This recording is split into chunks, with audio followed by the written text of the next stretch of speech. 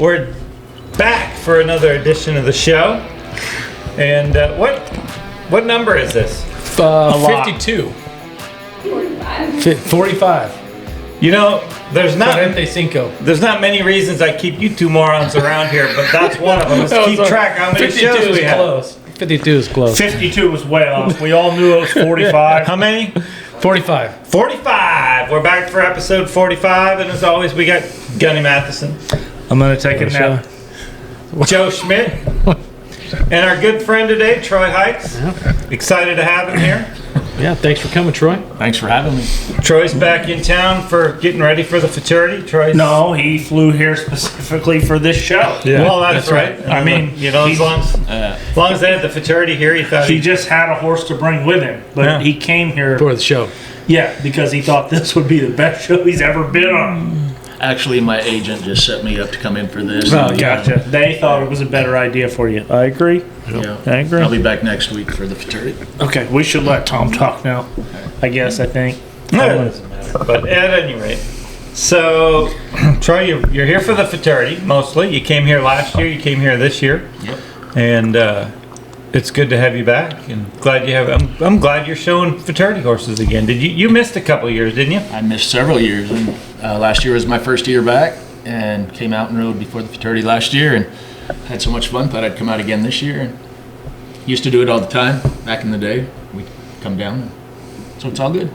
Yeah, no, I remember. There was, not everybody, the newer people in the industry probably don't remember. There's been times where you've had 3 in the finals before there was a level 4 finals. It was just an open finals. Right. Mm-hmm. And, it wasn't uncommon for you to have 3 in the finals and playing at that level all the time. And then you kind of took a few years off, and it's good to have you back.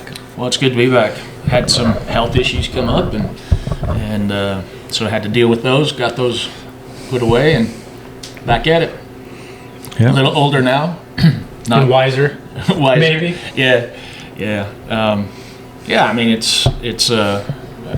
I show now to enjoy it, and I might still have the pressure and whatnot, but I've got some really, really good customers, and they don't put the pressure on me like it used to be, and so I'm just having a good time. That's the thing about the fraternity, though. It doesn't matter. I own all my 3-year-olds this year, and I want to own all my own horses for the near future anyway, and probably forever. But I let Kate take over, the better part of the customer. Well, pretty much 90% of our customer business, and I write a lot of my own. But I guarantee you, I feel no less stress going to the fraternity than I used to, because it has really, to me, part of it, for sure, part of it you want to do good by your clients. But I've always said, and I think we've all always said, the pressure comes from within us. We always put more pressure on ourselves than anybody can put on us. I agree. The pressure, I mean, you still have those feelings when you're there and you're preparing your horse, and if things start to go south, trying to get yourself back on course. But I come to a point in my life where I'm able to put that pressure in different areas, and I don't lay awake at the futurity worrying anymore. I just go and horse show. It's I'm grateful that I got to that place in my life. Not everybody is able to find that peace, but it was something that I searched for, and I'm glad that I've been able to get there. Tom clearly hasn't found it, because he brought up how much pressure he's under. Yeah, and the pressure is for sure real. I mean, it's if I would say that I don't get nervous or any of those things. I mean, all that still happens, and that's what makes you feel alive when you go show. You go in there, and but I don't let it ruin me. Yeah. No, I think the pressure's less than when you were showing Jack's Electric Spark, who you owned part of at the time. Yeah, at that point in my career, I was, The pressure was great on you then? Well, I didn't own him outright as a futurity horse. I bought him as half of him in his 4-year-old, after the Derby of his 4-year-old year, but yeah, I mean, it was just early in when you're at that point in your career, you're still trying to be something significant in the industry, and you're trying to climb that ladder and get better and better, and so that pressure was on there. But you know, you've come to a point where you know, I will ask people all the time, who won the fraternity last year, and they'll go, and then they'll come up with it, you know. But of course we strive to win the fraternity, but it doesn't define, for me, it doesn't define who I am as a human being. So, and that's just what I had to do for my own peace. Yeah. Who did win the fraternity I last actually year? can't remember who won the fraternity last year. Exactly. To whoever. Oh, Casey Deary. Oh, our good friend Casey Deary. Oh, Yeah. our good friend That's Casey. right. We Yeah. conveniently forgot that he won the fraternity last year. No, I love it when I forget Casey Deary. That felt good. Yeah, that moment we just had right there on camera, that felt okay. Yeah, it did. I'm with you. It felt good. Yeah. But, you know, when you talk about the competitiveness, like, so I know you want to go do good, as we all do. But for me, like, when I come from that place of being nervous and like, if Gunny and I went right back in that game room to play a game of ping pong right now, I would definitely win. I'd be nervous. Yeah. But that's I agree. I mean, that's what makes you feel alive. And I'm not saying that I go in to any of the competitions numb. Yeah. I still have those feelings of I want to beat people. I mean, I remember being at the Denver Stock Show and had some youth kids there, and they had this little rope and steer. It was just tiny, and this little tiny rope. Oh, yeah. I could not catch the heels on that thing to save my life. I mean, I sat there and tried and I tried and tried. And then one of my boys walked in and said, $10 a game. And then I couldn't miss. I mean, I just got like dialed in there, you know. And so the competitiveness, I think, that's why we do this sport, you know, is you enjoy that competitiveness, but the mental, I just don't let it define me anymore. I guess that's the biggest part of it. Yeah. And that's also why I'm here, you know. I mean, back in the day, Todd Bergen and I would come down, and the three of us would ride, and you know, that for me, it gave me that drive to get better and to go to that fraternity, and you know, riding with you two guys. I mean, we could razz each other, and that was good for me. Yeah, we had a lot of good times. We did. There's no We doubt did, about yeah. it. We had a lot of good times. Yeah. So you know, last year you all were gracious enough to let me come back, and this year again, and it just being in the environment, I like to get in that.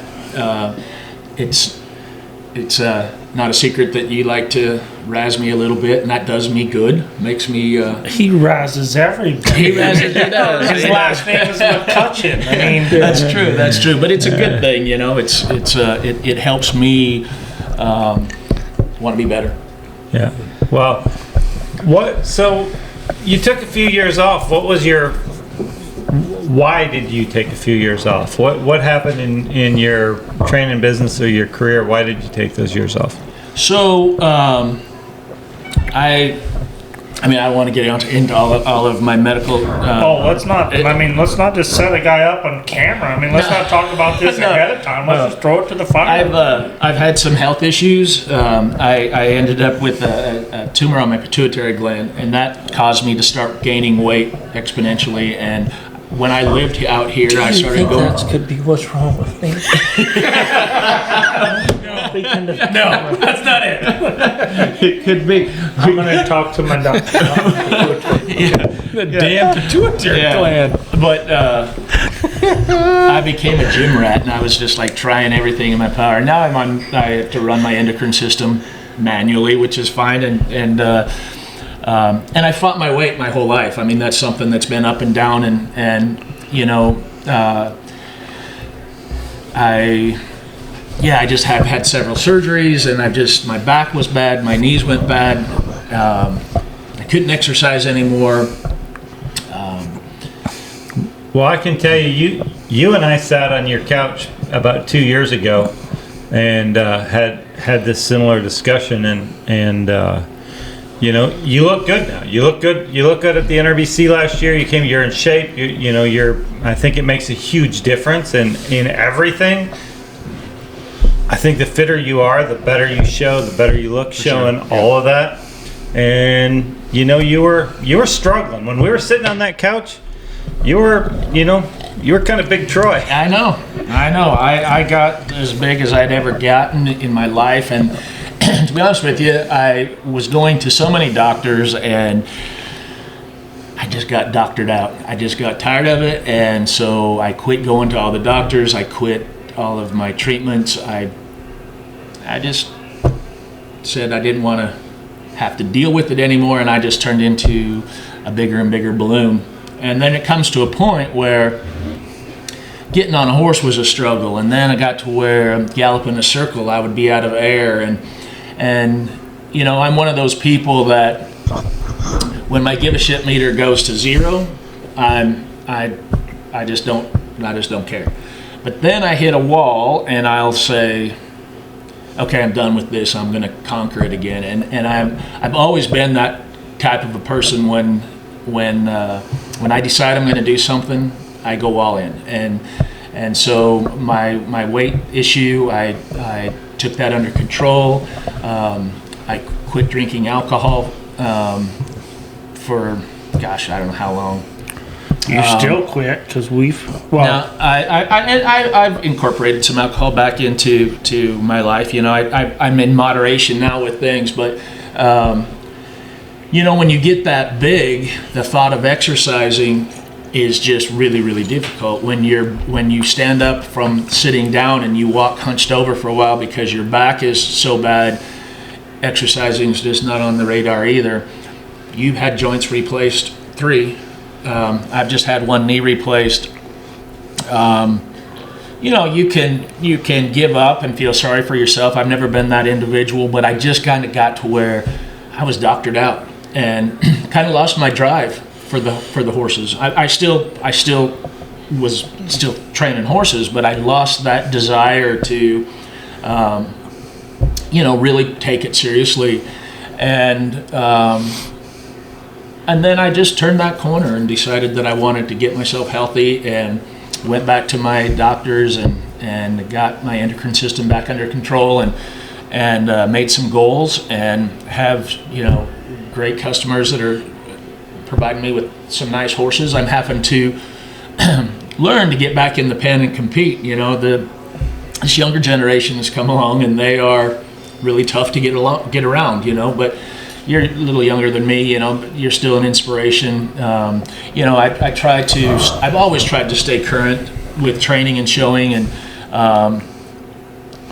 that is something that I've watched over the years. A lot of guys that were very successful got stuck in their, this is how I do it, and wouldn't transition to the modern day stuff, and they phased out. And so, you know, I'm having to change some things to get my horses trained like what's going on today, and getting back in the show pen and getting that showmanship back again. That's been a little difficult.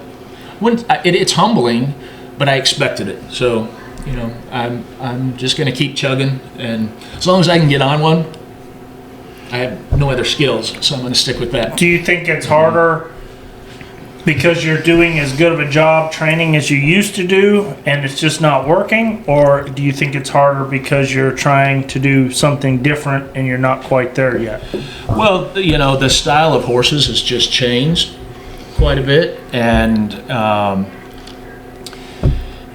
just learning that. I mean, the one thing that I have found or figured out in this industry is riding good stock. You know, yeah. You find a great one, they'll make you feel like a really great horse trainer, but you know, just you know, watching Cade come along and seeing, you know, the style and how he shows, and I mean, there's a lot of guys that I mean, I'm a big studier. I watch the guys train and show, and then try to emulate that. You know, I never did work for a trainer that with futurity, you know, at the aged event program, and so I had to learn my skills through just watching people, and which was fine. I mean, I was in Wyoming, grew up in Wyoming, and we didn't even have this stuff. It was a rodeo state. And so, you know, that's Tim McQuay. He's been someone that I have watched as long as I've been doing the reining horses, and I've tried to emulate his program. And finally, I was always very shy, and I finally got up enough courage to ask him some questions, and he was very good at just helping me out. And then through time, we became really good friends, and he's helped me tremendously with things, and I really, really appreciate that. Being able to have conversation with any of you guys. The last horse show in where were we, in Arizona? Was I there? No, I wasn't. Yeah, you was there. Yeah, and I came in. No, where was we? And I asked you. Oh, and it was in Vegas. We were in Vegas, and I came and asked you about my approaches to my stops. You know, and I'm not one of those guys that says, you know, I got this figured out. I want to stay progressive, and so whereas a young person I was very, very introverted and afraid to go approach people. Now I know all of you guys, and so I feel free. You know, I've never let my ego get in my way.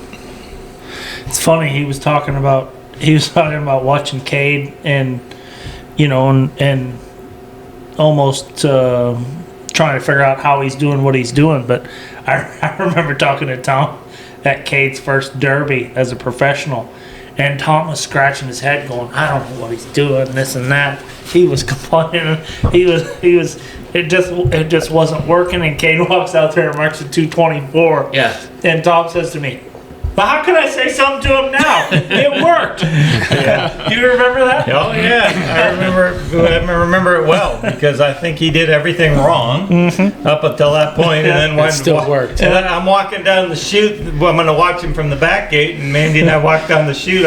This is never going to work, and and obviously he marks 224.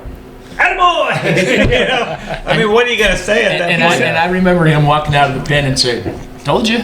Yeah. Well, the thing is, Cade is just, you know, I mean, he's just got, when they close the gate behind him, in my opinion, and I'm going to be biased, and I know I'm supposed to be unbiased on this show, but I'm going to be biased. I don't think there's anybody that shows any better than he does when they close the gate behind him. Yeah, you know, I mean, Cade's ability to stay focused and not get too badly into his own head. I remember when he was in the short stirrup, he was over there at the Adequan Arena, and you came over to me and said, could you go over there and see if Cade even knows what pattern he's running, because he's sitting there on his horse and it's like this, and I'm like, Tom, he'll be fine.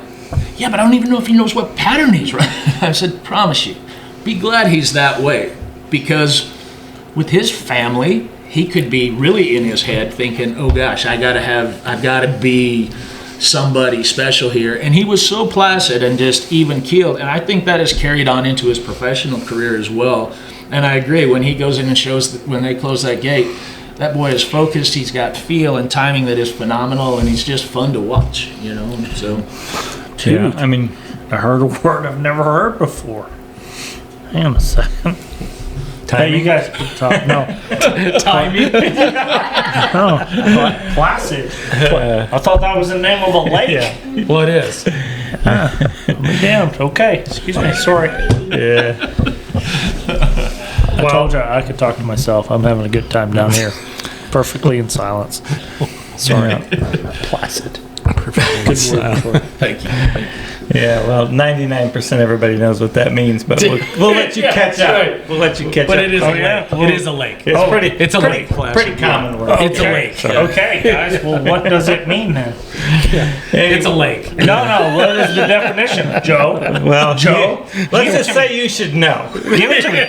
Oh, so what does it mean? Huh? Not to put y'all on the spot, but what does it mean? Look It means, at it. guys, If you look don't at it, just explain it to them. You just Don't looked it you up. help them. You just looked it up. I would like to know the Yes. word for word definition. Well, I don't know word for word. if you look it up, you'll understand why I said you should know. That's right.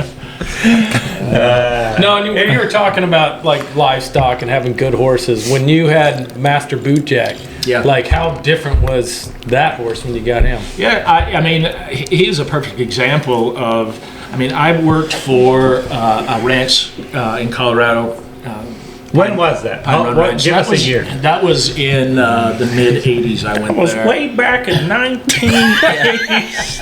It was a while back. It was snowing. Yeah, and I went. It was snowing. It snowed a lot there. I went to work for those That's folks. And when climate change did it. they had a son of King Fritz, and you know, I mean, the King Fritz horses were really nice horses, and his name was Smoke Checks, and his colts were good, but I didn't know really what a great sire was. You know, I rode what was on the ranch and had a paint stud there that was 2, and then we went on with him, and he was just one of those horses that just kept getting better and better and better, and back then you did the all-around stuff, you know, and so I did the pleasure on him, I taught him to change leads, did the western riding on him, I did the trail on him, I did the reining on him, and he was just one of those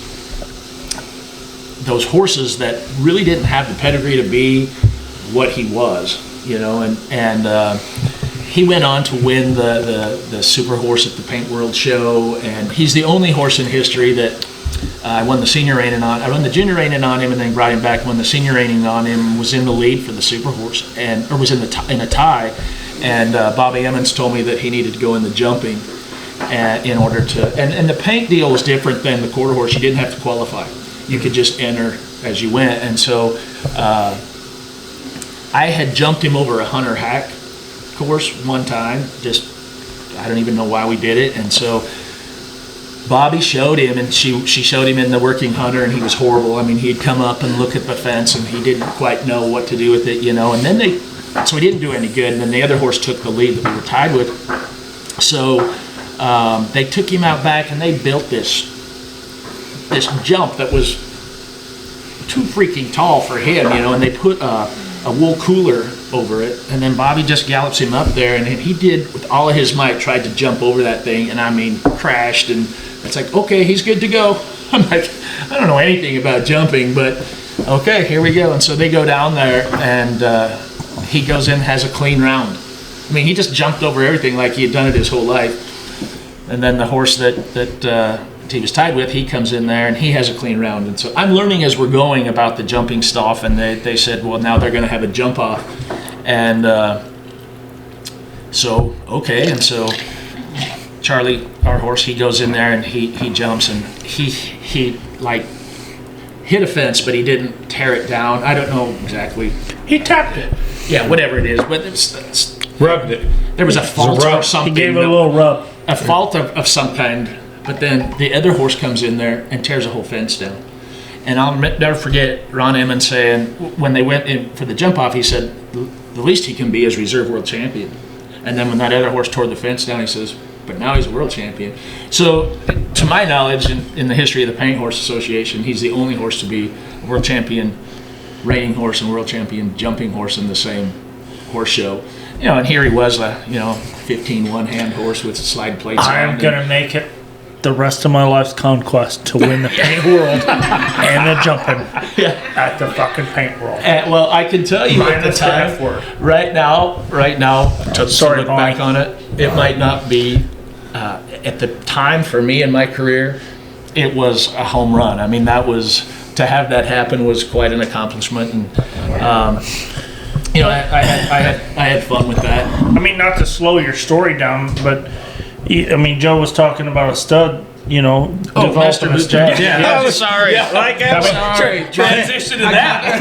You went, Thanks, Gunny, because I didn't know that Master Bootjack did all that stuff. So that was my He first was the world inclination. champion. First good horse. That was my first good horse. Gotcha. And so that, I went off of that on a tangent. But, Yeah. It's still a good story though. Yeah. So, you went down an alley and a back road. And then this- got on a highway. I got to tell you, this is a great story. So Is this about Master Bootjack? Yes. That's my original question. So I'm at a show somewhere, and Tim was there, and so I rode over to him and I said, "Can I ask you a question?" And he said, "Sure." I said, "If I want to play this game, what do I need to do?" And he says, "Well, you need to go buy a Hollywood Jack." And so I was like, "Okay."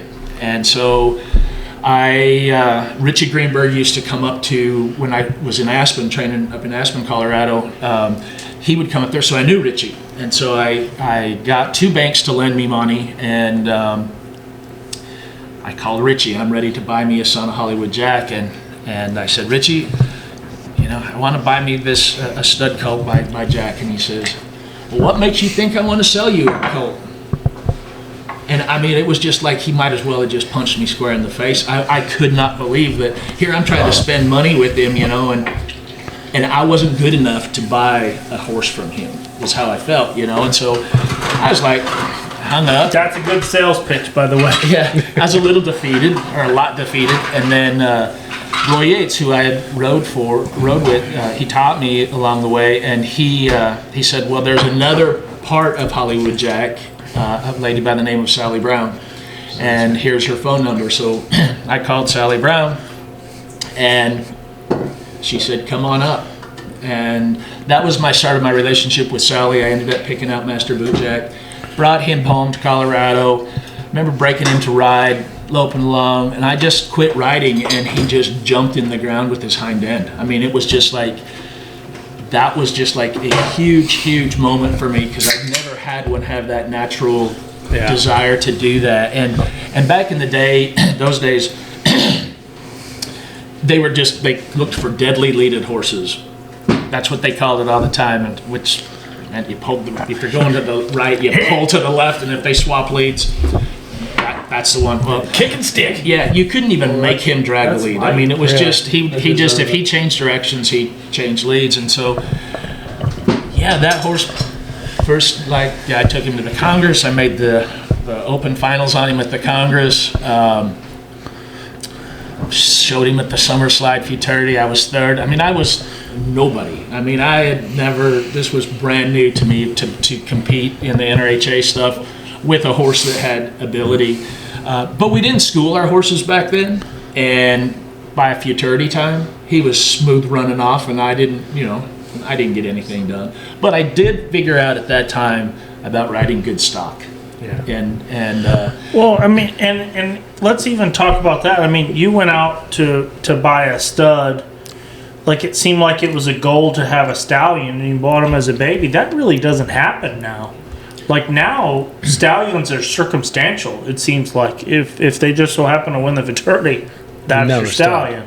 And that's something that, for me, I've always been interested in the breeding stuff. Yeah. And prior to Master Bootjack, I owned a horse named Mr. Tie Dude. He was a son of Blondie's Dude and out of a daughter of Pocoino. And he had all the pedigree in the world of what those horses of that day to be really a great sire. And he wasn't. He made colts, but that's all they were. And that was part of the transition of learning that there's a difference between a breeding horse and a sire. And, Master Bootjack, I made a lot of money with Master Bootjack. He was the only son of Hollywood Jack in that area or the surrounding states. I put $1,000 stud fee on him, and I bred 60 mares the very first time. And I mean, $60,000 was like more money that I didn't even know how $6 million. Yeah, I didn't even know how to spell that. I mean, I was making $1,000 a month. You didn't know how to spell that? No. Oh. I can say those big words, but I can't spell them. The big words, like the 6-letter words, like placid. Well, you can just write you guys, 60,000. that you guys don't know what it means, but or the definition. But okay. So you owned him yourself? I did. Yeah, I the banks. I had no money, of course, so I went to the banks and asked them to lend me money on a horse, and I had every statistics on Hollywood Jack, and they just laughed at me and said, they're only worth what we can get at the local sale if you default. And I was like, all right. But I just kept coming back, and they said they'd lend me this much, and then I went back to my hometown and borrowed some money from that bank there and went and bought him. Yeah. And what he cost? I think he was $30,000. Oh, really? I mean, the Sons of Hollywood Jack, the Jack Pack owned him, so they didn't breed to outside mares. So you had to buy from Richie or you had to buy from Sally. And so they could price those things. And yeah, that was a ton of money to spend on a yearling. And I actually tried to breed his full brother. Tim had him training a horse named Cowboy Jack, and Sally wouldn't let him go. And then he ended up Tim was really high on him, and then he ended up getting hurt, and then he didn't even ever get shown. But and so that's what, being in the breeding stuff, I ended up standing some different studs, and I collected a good band of mares. And then when Jack's Electric Spark came along, what was the time frame between? It was quite a while. I moved from Colorado to Oklahoma with Master Bootjack, and I soon figured out that he was phasing out, so I would, I don't know exactly the time, but Bootjack was getting some age on him for sure. And I had showed a horse named Sail Shining Sun, a son of Shining Spark, and so we stood him for a while and sold him. And then at that point, I had worked my way up the ladder of training for Sally, and I rode the rejects for years of the top trainers for Sally, and I just did everything to make them work for what they were. And finally, I got to where I was her main guy, and that I had showed Jack's Electric Spark's mother, and she was just the best horse ever.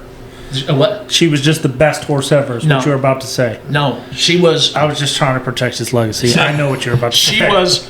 She was not good. I mean, I could not get her showed. I won very little on her, and Sally took her home and put her in the broodmare band, and then that particular year, that when Jack's Electric Spark was a yearling, I went up to pick out some. She would generally send 8 to 10 yearling, coming 2-year-olds down, but she put these two sons of Shiner in a pen.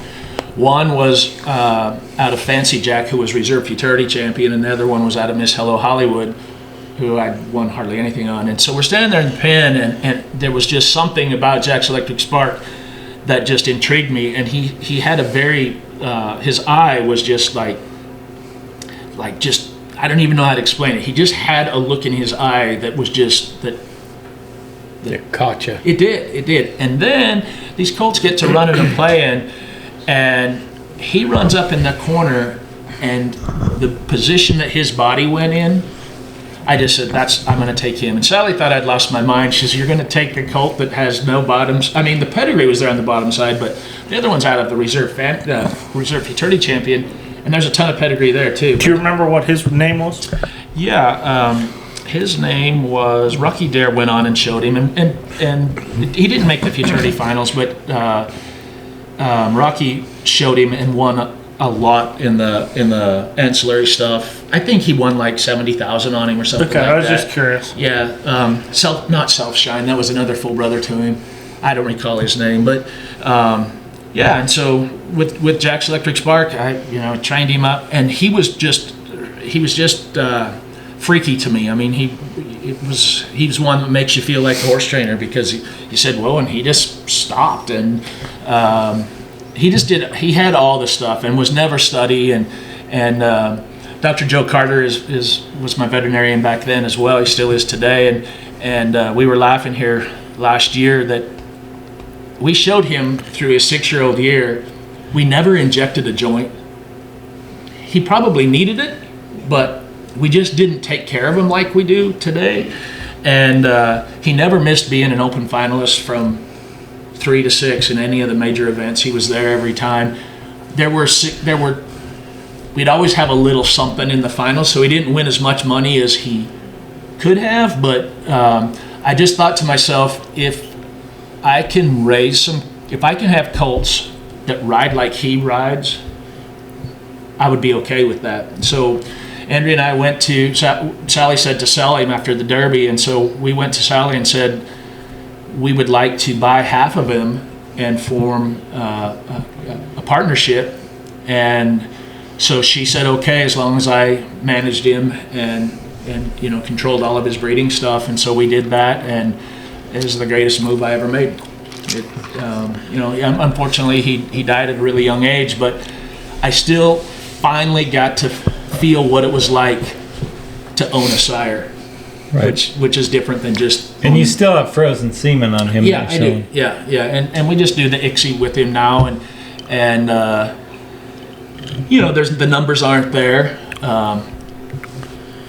but it's still a giggle to me to go. I mean, I go watch you guys show. I go watch your kids show. I mean, but if there's a Jack's Electric show, and I go down there and watch it too, because it's just. There's a pride there. He's part of the family. Yeah. It's just it's just a fun time, and now his daughters are producing, and so that's kind of cool. I mean, you've been in the breeding stuff for all these years, and it's a roller coaster ride at best. I mean, how do you go about doing that now? How would I go? I don't have a stud. How do I go about finding one?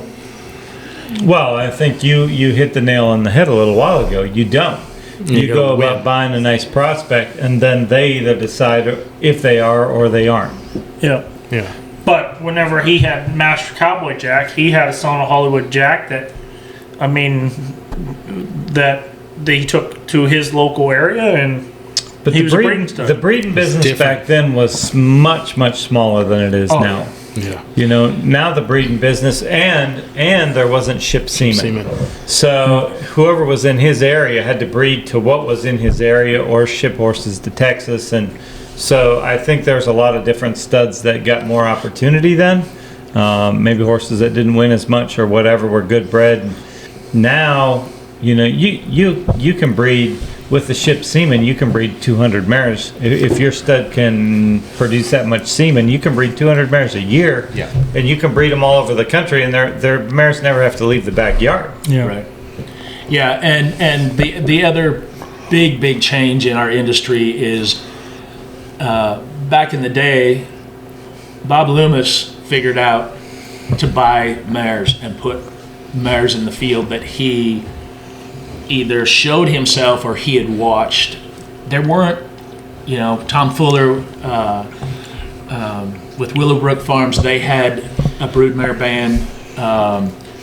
There weren't people with concentrated broodmares like there are today, and people have figured out how, Master Bootjack, he bred whatever came up the driveway and would give me $1,000. So his chances of being a sire, I didn't help him a lot, Right. Yeah, but that's what you do. I mean, that's what you had to do. Had he had those colts rode, then he would have been a real sire. I remember when Pep de Boon's Mall came on the scene, and Jody Gallion was telling me about that. As a 2-year-old, he jumped the fence and bred a recipient mare, and the next year she had a colt. And so they took it to the NCHA. I don't remember who wrote it, but whoever did took it to the NCHA Futurity, made the semifinals on a colt out of a recipient mare with no known pedigree. That's a pretty good indicator of a breeding horse that can do that. Yeah. And so. Well, and I'm not going to name names because I don't want to, throw any sires under the bus. But probably the best horse I ever rode, well, in the top 3 anyway, of the best horses I ever rode, was by a not real popular stud out of a mare that was not by a real popular stud. Yeah. And my dad always taught me as a kid, it doesn't matter. They're all individuals. Right. They're all individuals. And what we've come to know through the years is breeding helps. It improves your odds. Right. But it gives you no guarantees. Yeah. You're still riding an individual, and it doesn't matter. We all, we sit there at Tulsa, for example. The Tulsa Futurity is fun to watch because you can see up on the board they have the mother and the sire at every colt that walks in there. Well, Mandy and I have owned a lot of those mares, right? And some of them were just flat awful. Mm-hmm. Yeah. I mean, producing great mares, producing really good colts. Right. Yeah. So done it for checks. For example, one of the greatest mares ever in our industry was too hot to ever even see the show pen. And so you just never know. And I think when it comes to mare power, especially, sometimes the quietest, best mares are they're not the producers. That some of those little hot mares that had all the talent that they turn out to be pretty great mares. Yeah. Yeah. Well, I'll put the shoe on that foot because you guys couldn't answer. I mean, two guys that have had breeding stallions couldn't answer how to find a breeding stallion today. What about a mare? How do you find a great brood mare now? How do you make a great brood mare? I think it's exactly the same. I think you have to go through the process. The difference is, I think a mare that has the talent, is good bred's got a little bit of look, but doesn't have a record, obviously, to me anyway, obviously has a lot better chance of being a producer than a stud that didn't do anything. I mean, I think that stud's got to be a star in today's market, or he never gets a chance. Yeah. I think there's studs out there that could have done more in a different situation, but it doesn't matter, because we all know mares that have won a lot and didn't produce. Mm-hmm. So at the end of the day, I mean, you take your chances. You know, I mean, I always think a very, very good-minded mare is going to raise your odds of having good colts. And I think one of the things today that we got to pay attention to, if you're in the breeding business, is you're not going to raise. For every stud, it doesn't matter what stud it is, for every 10 babies they have, there might be one open horse, okay? One open horse. And there might be, after that, 2 or 3 non-pro horses. And then the rest of them might end up being ranch riders or rope horses. Yeah. And that's just the way it is. There's not a stud in the country that's going to produce every single one of their colts that's going to be a reiner or an open horse. And Gunny, I think to answer your question on the stud thing, I think the biggest mistake that is made with breeding studs is not being honest with yourself. There are a lot of studs that have tremendous show records, and they get in the breeding shed and they get that first crop of colts. And if they've hit a home run and won a major event, you're going to attract those top end mares to come breed to your horse. When that first colt crop comes along, and you're hoping for them to be superstars, and if they're just kind of mediocre, but then you've got another crop coming on, and then they get to the point where they're riding, and you're like, they look okay, but they're not. As a horseman, what they're supposed to look like or start out like, and if they're, it's the biggest mistake with so many, because a lot of stallion owners are just owners. Yeah. And so they want their stud to go out there and be a superstar. And I feel okay by using this name. Easy Odie Whiz was as nice a horse out there as that has ever gone in the show ring. I mean, under different riders, superstar, and golden. Second to Wimpy's Little Step. Yeah. I mean, he was golden minded. That was a really, really nice horse. But he didn't produce anything. He did not sire worth a dang. And I've gone back and looked at his full siblings, and there was a gelding that Todd Crawford had that was a nice gelding, but wasn't a superstar. And then the others, they were really bad. Like, they just did not want to be nice horses, and one of the signature things that they would do is flop over. And I start looking at these colts by Easy Odie Whiz, because I happened to be at Bobby Cook's ranch in Arizona, and you go to halter breaking those babies, and they just flop over. And then that was kind of a trait on them colts when they got to riding, And I remember sitting down with Bobby, and she says, where are we at with this? And I said, at some point you just have to be honest with yourself and say, what a great show horse, but he was exposed to great mares. I mean, for a horse to stand in Arizona and breed over 100 mares, that's pretty huge. And I mean, people were wanting to just give them away because it just didn't work. And so, being able to stop the bleeding and walk away from it, or sell it to another direction, a rancher or a rope horse person, or, there's other places to market that stuff. But some people just hang on and hang on and hang on, and it's heartbreaking, I mean, that roller coaster ride is tough. Whether it be a stud or a mare, Sure. if I'm gonna buy a mare, I can buy a mare that hasn't won a lot. If she had the talent and her bottom side is very good, Yeah. I will breed to a stud all day long if the bottom side has produced more than just him. Right. I'm cautious to breed to one where that mare has only produced that one. But if you look at that bottom side, not everyone has. If that stud has won 200,000, I don't care if everyone's won 200,000. I don't care if the next 5 won 5,000 to 20,000. They were still good horses. Right. They were still horses you could train. Yep. And that's what I look like for in the bottom side of a stud. Yep. Is a mare that's produced. Because at the end of the day, when I'm sitting there at the futurity sale, and I'll sit there and buy as many yearlings as anybody at those yearling sales. I look at that bottom side, and I don't care if that mare ever produced one that won 200,000. I want that mare to have produced 5 or 6 that have won something. Yep. Because the next one's coming at some point. Yep. That Magic Cross is going to come at some point. She's at least producing things that you can ride. Yeah, that's funny you bring that up because Facebook has those memory pop-ups, and one popped up with you riding Electric Jack. Electric Jack's mother, she's a daughter of Hollywood Jack out of a daughter Top Sale Cody that was an Open Futurity finalist, and there was no part of that mare that wanted to be a reining horse whatsoever. She loped around like a pogo stick, poked her nose out. Say whoa, she'd stop all 4 feet moving, but there was no slipping along. She couldn't step around in a turn. Sally said, send her home. She goes home. Says, what are you going to do with her? I'm going to breed her. I'm like, why would you raise more out of her? Why would you do this? She says, well, what else am I going to do with her? She's never missed having a money earner.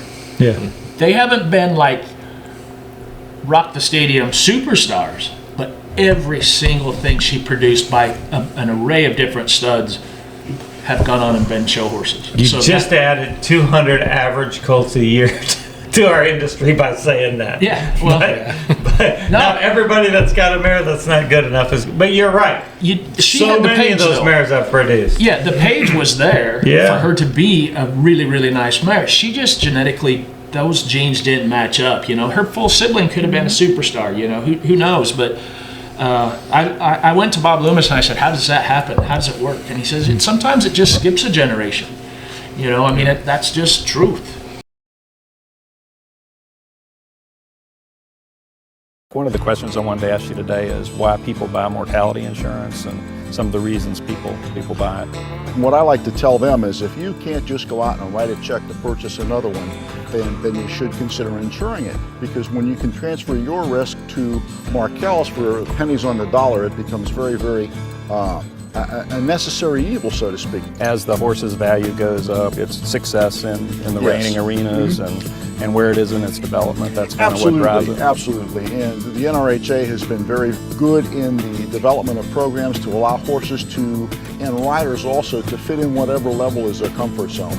You know, with their beginner program, the entry-level riders program, the youth programs or whatever. The younger riders, non-professional riders such as myself have been able to ride or purchase horses that people like some of our leading trainers have been able to train, show, and develop over the years. And when they're done with them, they can just drift back into whatever level their comfort zone allows. All right. So you're talking about Todd Crawford showing a horse for you, making 2 in the finals. I mean, Todd is an inspiration to me because he's in his mid-60s, and that's a physical sport. Yeah. I really feel like 60 is the new 50.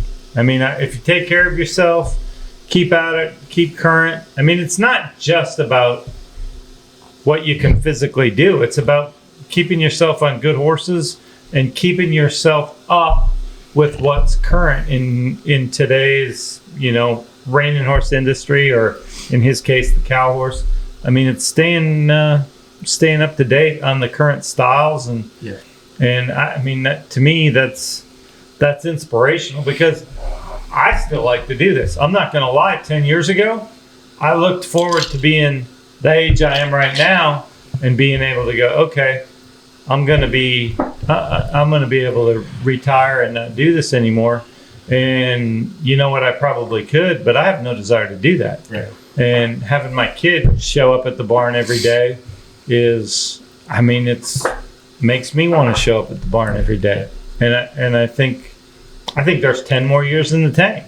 The thing like that, I think for your audience of this show, it's good for them to hear is, Todd is a working machine, regardless of his age. He is a worker and dedicated. But age does come along, and he did have a downturn in his career. He for the longest time he was just one that was a contender at the snaffle bit and the reining futurity, and then he got to concentrating more and more on the snaffle bit, and he's conquered that. But then he got to where he wasn't making the finals, and I've had a lot of talks with Todd about aging and stuff. And the thing is he just has no quit. He has no give up. He loves it so much that he's just there. And he got mounted, and he had some luck with him this year.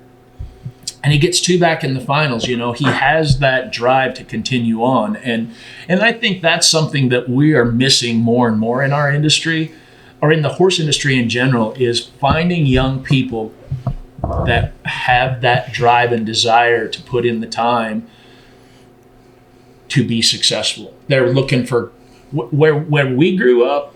We rode what you had, what was sent to us, or what was in the barn. Right nowadays, assistant trainers are exposed to, and good programs are exposed to, incredible stock. They don't know what it's like to have to really teach one that doesn't have a clue or has no natural talent. And if they run one up against one that's a little tough, they're like, oh, I'm going to go to another program. I can tell you on this show, if there's young people out there that want this game, go for it. Go and work for somebody. And I didn't come from a horse background, but the horse was in my blood, and I did everything in my power to try to find an avenue or a lane to go down in the horse industry. I didn't even know you could make a living riding horses when I was a kid. It was just something that I loved, and I've been fortunate I've worked hard enough, and yeah, I've never been a superstar, but I've been someone that has stayed in the industry over time, and I've been able to make a living up to 58 years old. So, and to be clear, you said Todd had a couple of down years. Yeah. I know Todd still whoops some ass. Oh, for sure. I didn't say it. He said it. Yeah. I want to be clear. No. Troy said it. No. We didn't say it. Todd would be the first. Stating the facts. Because we know Todd will still whoop some ass. Yeah. We've heard stories about Todd whooping some ass. Yeah. I know Todd. I don't think you could say whooping ass on this show. I think you can say whooping ass. I can promise you I still,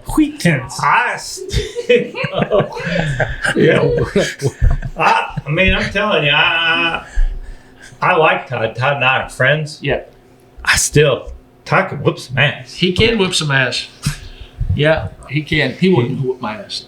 Okay. Well, he may or he may not, but I just want to be clear. And if he goes to whoop my ass, I'm expecting you to come in and help me. No. You're on your own, my friend. You're on your own. But to go back to what you were saying a couple of seconds ago, I mean, this industry in the last 10 years, I mean, 20, 30, 40 years ago when Tim started, much after that when I started and when you started, this was something that was a labor of love. Mm-hmm. It had nothing to do with making money. For sure. And now there's money in it. Dude, there's money in it. I mean, there's kids that are seeing this and saying, hey, I want to do this because I think I can actually make a living in it. I mean, I know of kids in this industry. Let's use Andrea's boy. Yeah. I mean, that kid's smart enough to go be a doctor or a lawyer or anything he wants to do. But he sees his dad, Andrea Fapani, go out there and make more money than most doctors and lawyers. Yeah. And he goes, hey, this seems like more fun. I want to do this. Mm-hmm. And that was not the case when all of us started. And it doesn't diminish his love of the game, but it's taken kids. There was nothing else I could do. I was too damn dumb to do anything but be a horse trainer.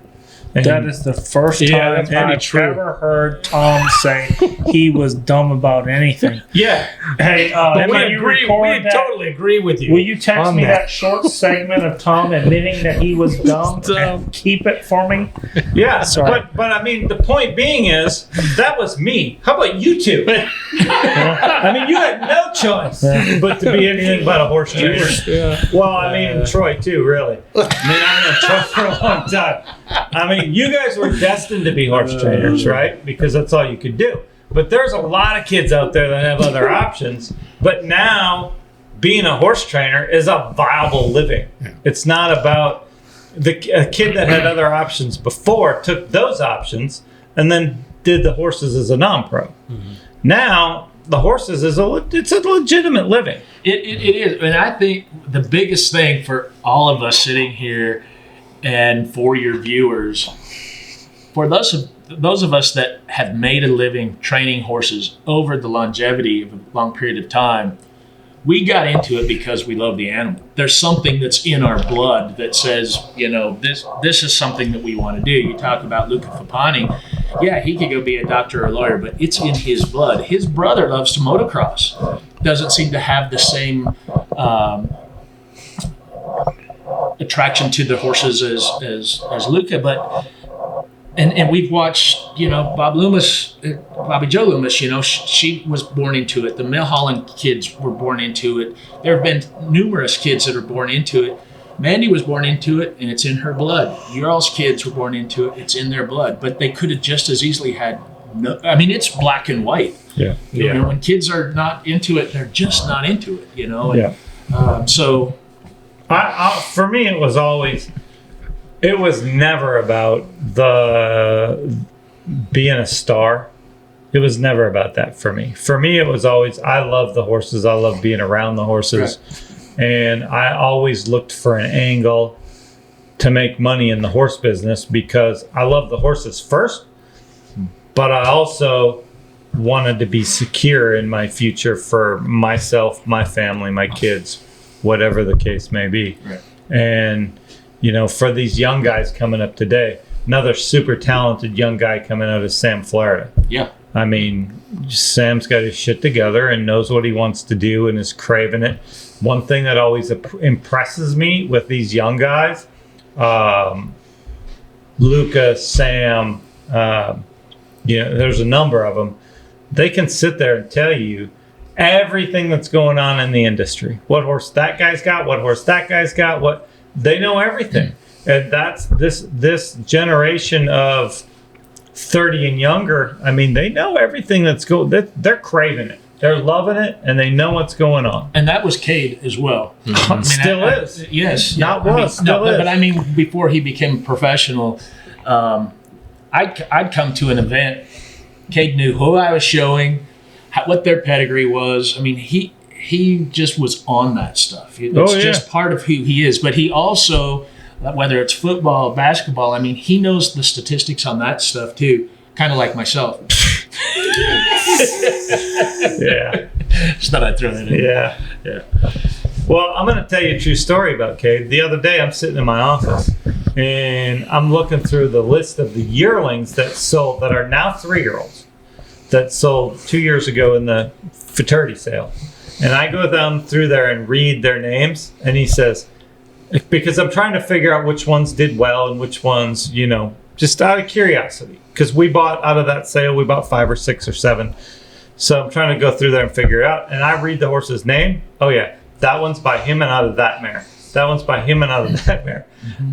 I can go walk down my alleyway of my barn that horse has been there for a year. Yeah. And I can't do it with the accuracy that he did it running right down that list of 110 yearlings that sold. Yeah. And I don't think he's the only one. Yeah. I think those guys are craving it. But when we were growing up, who were the heroes? There was Tim McQuay. there was Bob Loomis, there was Bill Horn, there was Bob Anthony, there was Ken Eppers, there was Craig Johnson. There wasn't so many. Now it's like trading baseball cards. Yeah. You know, there's so many good guys. I mean, I couldn't sit here and name all the guys that have the ability to go out and mark a 225 or better. Right. You know, when I was growing up, that group of guys I just named, if they didn't fall off their horse at the fraternity, they made the finals. Right. Right? Mm-hmm. That's true. I mean, we've said it on the show before. Craig Johnson riding rope and shoot. That horse, he ran down to stop, and that horse threw his head up and ran right to the gate. Rubbed his head on the gate. Yeah, and still made the fun. I mean, that's no disrespect to Craig. That was just a fact. Yeah. I mean, it was one of those things like how did they just mark him that? And but that's where the judges system coming into play has been. And more guys that can do it. Yes. Yeah. I looked through. For some reason, I don't know even where I saw it, but an old set of score sheets from when that was that era. And you look down through those scores, 208, 207, 214, 205, 215. The 219 was rare. Yeah. And now you need a couple of 218s to make the finals. Right. You know, I mean, it's a completely different world today. Is that enough? Gunny, is that enough? A couple of 18s make the finals? No. Yeah, more like a couple of 20s at least. You need to make a couple of 19s. Yeah, a couple of 19s. Probably not a couple of... I don't know that's ever... Maybe once been a couple of 20s, but a couple of 19s. Long time it's been a couple of 20s. Last year it was a pair of 19s. Yeah. It might have been 19 and a half last year because Hava marked an 18 and a half and a 19 and a half and didn't make it. Yeah. I mean, back when we were 438 didn't make it last year. I remember going back with a pair of 18 and a halves, you know, with horses that were not going to go on past the fraternity year and go play in the open stuff, but having that consistent show horse went in there and marked a pair of 18s or 18 and a halves and squeaked back in. Yeah. You could do that with the fraternity horses nowadays, and you could go in there and just show clean and get that. Now you got to go in there and show. Oh yeah. To mark, it's no saving your horse for the finals. You know, it's back in that era where we're talking about 16, 16, 16, and you're in the top 10. Yeah. Mm-hmm. You know, it's a whole nother world today, but it's an amazingly good world, and everything about it for me. Everything about it is positive. Yeah. I love what the industry's doing. I love what we're seeing. I love the money we can win. You know, we see, and I don't want to go back and harp on this all the time, but we see sometimes that people are, well, the small breeder is kind of taken out of the business. I don't think so. Because stud fees cost basically the same as they did 20 years ago. Now your feed costs more, your hay costs more, everything costs more, your vets cost more, everything costs more. And instead of having everything cost more and your colt's still bringing 5,000, now with all the stuff we going on, you can be the smallest breeder in the world. You can have a mare that's won $10,000, and if she pops out a little baby that's got a nice round look with a pretty face and a little bit of white or buckskin or dun or whatever, it can walk in that sale ring and bring $60,000, $70,000, $80,000. And that wasn't going to happen 20 years ago. Right. I'm sorry. I mean, anybody that thinks it's a big breeder's business now, to me, it's just the opposite. It is anybody, because there's no prejudice for a pretty colt walking in there with the color. There is no prejudice about who owns it and what it's going to bring. Even if it doesn't work as a reining horse, you could take it to a sale and have the right look and some of the pedigree. Somebody's going to buy it. And it brings $100,000. Yes. I mean, it's not unheard of. But I think that's once again being honest with yourself, because you say small breeders. You know, does that mean small breeders that you have 3 to 5 brood mares, or does that mean a small breeder that you've got a stallion owner that breeds, you know, 15 mares? Yeah. If lucky, breeds 15 mares. But that's what he's talking about. But you really love that stud. You really want him to work, and now it's not economically feasible in their mind of, well, why am I going to pay up into all of this but that you have to be honest with yourself in that situation. It's if you have, your broodmare band just isn't current or they haven't produced. You just have to recognize that. They're not going to bring that big. Unless you have, there are those Cinderella stories that happen, and then there's other directions they can go. The ranch riding stuff has just gone crazy, and I don't even know how all of that works, but it's, and the rope horse stuff, and even the riding horse business. Yes, just people buying good horses, which I think was too long in coming. Like, for years and years, I've said all these people, I watched a whatever they called it, the MTV behind the scenes thing about, when they had some of these famous, and Vince Neil was on there with his wife showing their little ranchette, riding a couple of horses. They couldn't have been two worse broke horses that they couldn't turn it around in half an acre. Right. Yeah. And why wouldn't they want one of our horses that weren't quite maybe good enough or maybe have aged out that you can ride? Our horses, they understand what being a broke horse is. They can turn them around, spin them, do whatever they want. They behave themselves. I thought that this should have happened 10 years ago. Yeah. Okay, but now it's finally caught up with us. And man, what an amazing time. If you want to be in the reining horse business, there is no better time ever than to be in it right now. I agree with that 100%. I remember when I decided to be a horse trainer, my mom, God rest her soul, would ask me every time she talked to me, when are you going to get a real job? You can't just keep into this hobby because at some point you're going to have responsibility, and when are you going to get a real job? And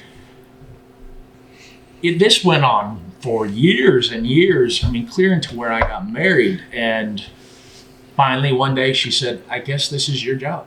Yeah. And she was, at our house. We had a big, beautiful home. We'd had some successes and things were going well. And not coming from a horse industry or horse background, she didn't get it,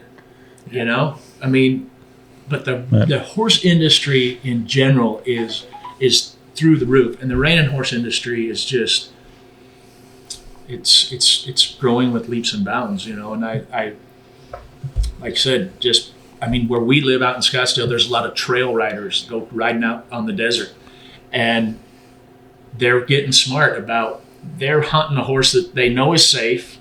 I had a guy in a restaurant. I just happened to have my cowboy hat on in a restaurant, and he said, "Do you ride horses?" And I said, "Yeah." And he had something to do with creating the new wave where they melt the, I don't know exactly the melt fat belly one. fat. Yeah. And he says, we've got horses and we've got a barn, but I need you to find somebody that can just live there. We've got a casita for him to live in and just take my wife on a trail ride whenever she wants to, and he had the means to have really, really good stuff. But the biggest thing for him was that his wife was safe, and I think that's just going to continue to grow. Yeah. Well, one thing too, we're getting at the end of our time, but one thing too, I want to go back and touch on too, is we talked about 10 years ago, 15 years ago, where are we going to get our new clients? You remember those conversations? Oh, yeah. Where are we going to get? Agriculture is getting smaller and smaller. There's a lot less people growing up on farms. Where are we going to get our new clients? We're bigger than ever. Yeah. We're bigger than ever. Yeah. And so that concern seemed like a legitimate concern then. Cutting futurity is bigger than ever. Reining futurity is bigger than ever. Cow horse futurity is bigger than ever. I think it just offers so much to people that it's right now it's just a great time to be in any of those industries. I agree. And it's a great time to be a horse trainer. You know, it's just it's fun to go. Watching your two kids or Casey Deary's kids or Andrea's kids, or there's so many of them that Andrea and I, we didn't have kids, and so watching, these kids come along, that new generation coming on, I love that part of it. Seeing them from short stirrup, and now they're showing in the open futurity or the non-pro futurity. Even I was thinking the other day, Joe, about when the first year you made the open futurity finals, and you Smart like smart. and we were going to do the rider introduction into the arena, and you come up and you said, "Can I just follow you? Because I don't even know what to do." Oh yeah, no idea. And it was just like, that was just I loved that moment, because it was like, it was your first time in there, and it was just like, Do you want to talk about it? No, we're good. Do you want to talk about how the horse show went that night? No, we're good. Okay. It was a crowd favorite. Joe Schmidt was a that's crowd right. favorite that He night. ran That's what I faster remember. than everybody. It doesn't in his matter. fast circles and his slow ones. It doesn't matter. It doesn't matter. The fact is, he was there for the very first time, and I remember this one coming out of the pen on one, and He was crying. Yeah. I gotta say, he was crying, and I thought it was awesome. And Tom Yeah. Tom told him to quit sniveling. Yeah. Tom called me a little bitch. Like, he was there. He was there. I was going to congratulate you until I saw you crying. I had to turn around and walk away. I was excited because it was a Jack's Electric Spark. Yeah. That's right. Yeah. Yeah. No, it's I'm so grateful for you guys having me on the show, and knowing you guys for a long time. So just a great night. Oh, we're going on vacation this year. We've gone on a lot of fun vacations. We're going on another one, so you're in, right? Yeah. So you're in. I can't confirm or deny. No, it's. I'm just grateful for you guys to have me on the show. Well, Troy, thanks. have We you. appreciate it. And another great show. Yeah. Grow the show. Grow the show.